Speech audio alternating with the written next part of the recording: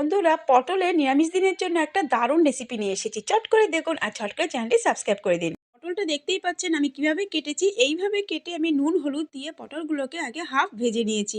পটল ভাজার পরে আলুগুলো আমি কিন্তু ভেজে নিয়েছি। তারপরে সর্ষের তেলের মধ্যে দিয়ে দিয়েছি ওটা গরম মশলা, লঙ্কা, তেজপাতা, দিয়ে দিয়েছি আদা বাটা আর টমেটো বাটা। সমস্ত উপকরণ দিয়ে আমি প্রায় 5 মিনিটের মতো নাড়াচাড়া করার পরে সমস্ত মশলাগুলো দিয়ে দিয়েছি। পরিমাণ মতো দিয়ে দিয়েছি স্বাদ অনুযায়ী নুন আর 1 চামচ কাশ্মীরি লঙ্কার গুঁড়ো। সামান্য পরিমাণ জল দিয়ে আমি যে আলুগুলো পটলগুলো ভেজে রেখেছিলাম আগে, সেগুলো দিয়ে ভালো মতো মশলার সাথে কষিয়ে নিয়েছি। কষানোর পরে যখন প্রায় কষে আসলো, তেল বেরিয়ে আসলো, তখন আমি দিয়ে দিয়েছি 5 চামচ কাজু বাদাম বাটা। কাজু বাদামটা কিন্তু মশলার সাথে ভালো মতো কষিয়ে নিয়েছি। তারপরে দিয়ে দিয়েছি তেল বেরিয়ে আসার পরে পরিমাণ মতো জল।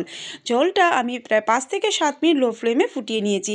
নামানোর আগে দিয়ে দিয়েছি 1 চামচ গুঁড়ো গরম মশলা আর দিয়ে দিয়েছি 1 চামচ চিনি। বন্ধুরা, যদি রেসিপি